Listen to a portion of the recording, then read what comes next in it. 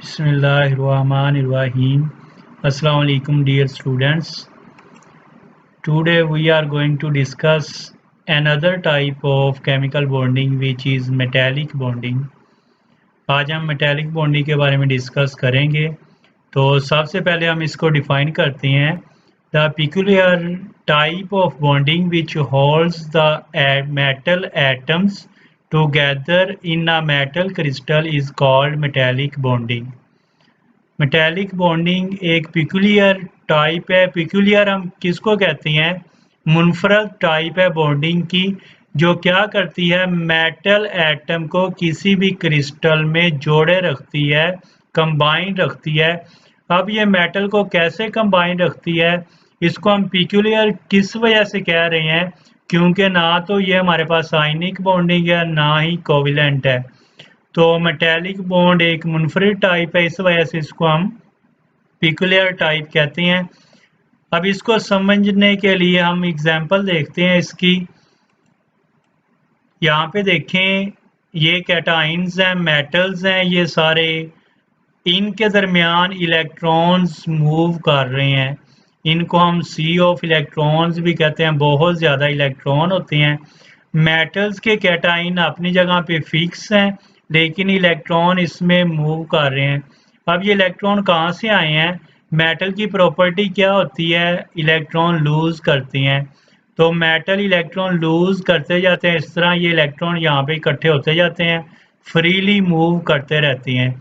जब ये electron metal के दरमियान में आते हैं तो ये क्या करते हैं, मेटल्स को कंबाइन करती हैं। अब ये सेम चार्जेस तो आपस में बॉन्ड नहीं ना बना सकते, तो फिर ये इलेक्ट्रॉन क्या करते हैं, इनकी हेल्प करते हैं बॉन्ड बनाने में, इनको आपस में कंबाइन करने में। तो यहाँ पे ये इलेक्ट्रॉन जैसे ही दरमियान में आया, इनके दरमियान ये बॉन्ड, इनके दरमियान ये वाला इलेक्ट्रॉन बॉन्ड बनाएगा, इसी तरह इनके दरमियान ये वाला इलेक्ट्रॉन।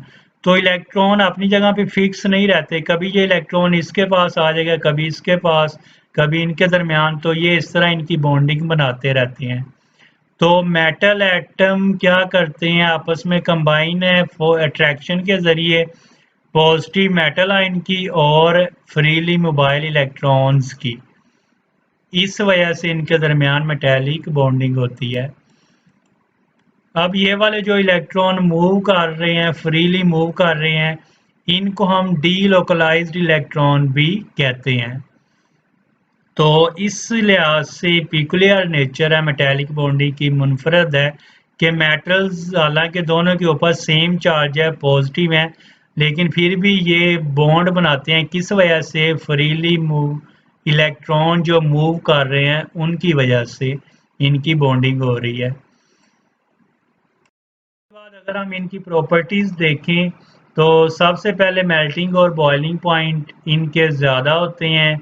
जैसा कि ये मरकरी की एग्जांपल है, ये लिक्विड है रूम टेम्परेचर के ऊपर ही।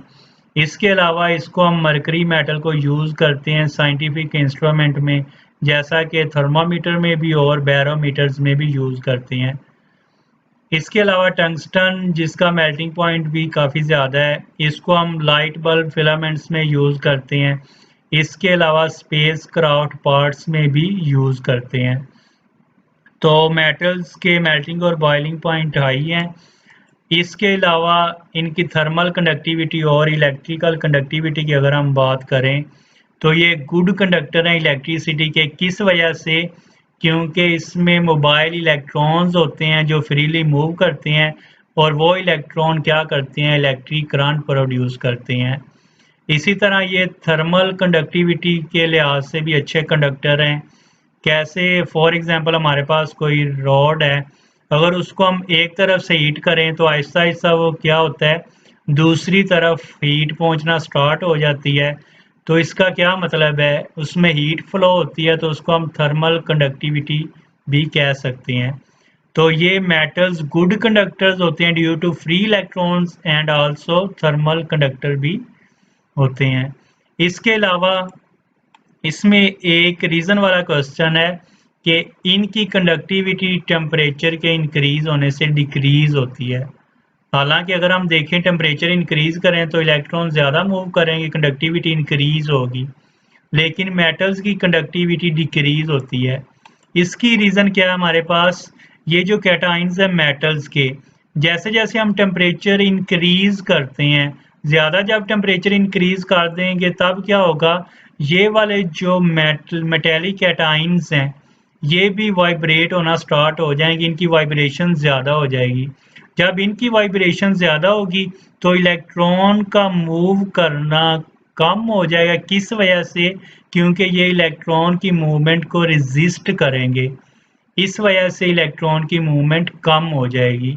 तो इस वजह से कंडक्टिविटी टेम्परेचर के इंक्रीज होने से डिक्रीज होती है, क्योंकि जो कैटाइंस हैं अपनी जगह में फिक्स हैं, ये इनकी वाइब्रेशन इंक्रीज होना शुरू हो जाती है।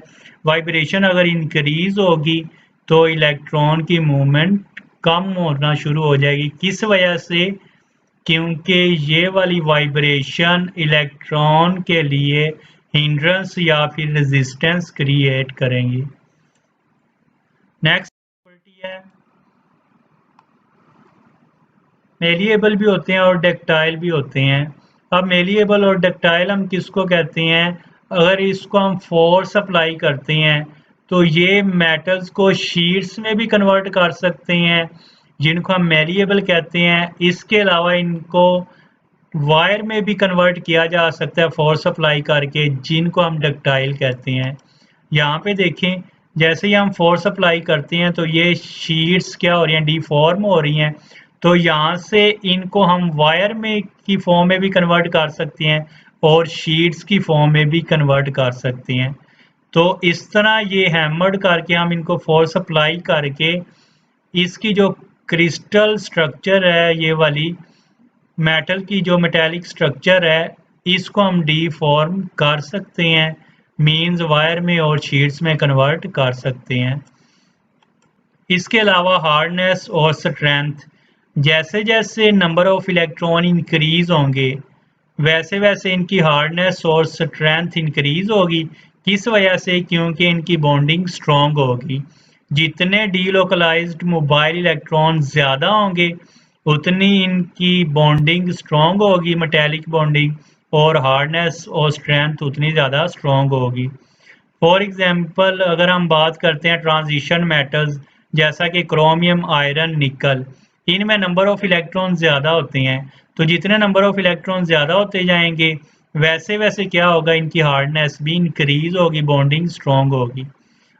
अगर हम अल्कली मेटल की बात करते हैं तो ये सॉफ्ट होते हैं। किस वजह से, क्योंकि इनमें डीलोकलाइज्ड इलेक्ट्रॉन सिर्फ एक ही होता है। फर्स्ट जो ग्रुप है इसमें सिर्फ एक ही इलेक्ट्रॉन होता है, तो इस वजह से ये सॉफ्ट होते हैं। उसके बाद अगर हम बात करें एलॉयज, मेटल एलॉयज, एलॉयज हम कहते हैं मिक्सचर मेटल्स का, एलिमेंट्स का मिक्सचर। तो इनमें जो मेटेलिक प्रॉपर्टीज होती हैं उनका जो मिक्सचर होता है उसको हम मेटल एलॉय कहते हैं। फॉर एग्जांपल हमारे पास स्टील, स्टील जो है उसमें आयरन मिक्स्ड है, उसके अलावा एक और एलिमेंट भी उसके साथ कोई ना कोई एलिमेंट भी होगा जिसको मिक्स किया गया जिससे स्टील बना है। तो इनकी प्रॉपर्टीज, एलॉय की जो प्रॉपर्टी होती हैं वो डिफरेंट होती हैं प्योर से। यहाँ पे अगर हम बात करें आयरन की प्रॉपर्टी और होंगी लेकिन स्टील की प्रॉपर्टी और है। किस वजह से, क्योंकि स्टील की एडिशनल प्रॉपर्टी स्ट्रेंथ इंक्रीज हो रही है। आयरन की अगर हम बात करें स्ट्रेंथ कम थी, लेकिन जैसे ही हमने एलिमेंट इसमें मिक्स किया तो वैसे वैसे इसकी स्ट्रेंथ इंक्रीज होगी। तो मेटल्स की ये भी प्रॉपर्टी है कि एलिमेंट के साथ मिक्सचर बनाते हैं और इनकी प्रॉपर्टीज चेंज होती हैं।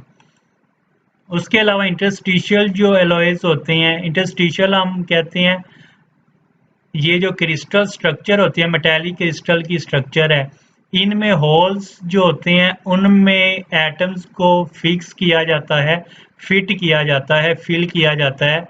इनको हम इंटरस्टिशियल एलॉयज कहते हैं। फॉर एग्जांपल अगर हम बात करें, हमारे पास कार्बन स्टील है अगर, तो इसमें क्या करते हैं, आयरन क्रिस्टल में कार्बन एटम को फिल किया जाता है।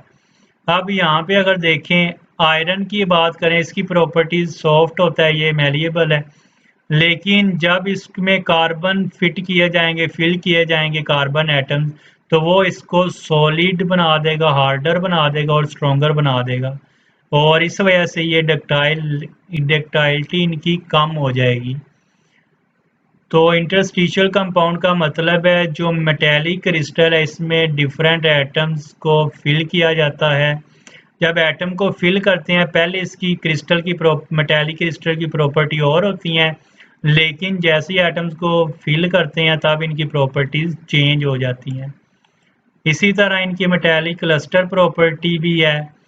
इसमें क्या होता है, पिकुलर शाइन होती है इनकी सरफेस के ऊपर, मेटल की सरफेस के ऊपर एक ख़ास शाइनिंग सरफेस होती है, और इसको पॉलिश करना बहुत आसान होता है। तो मेटेलिक क्लस्टर हम शाइनिंग सरफेस को ही कहते हैं जो मेटल के ऊपर प्रोड्यूस होती है। तो ये इसकी कुछ प्रॉपर्टीज़ हैं जो हमने इसमें डिस्कस की हैं। Thank you.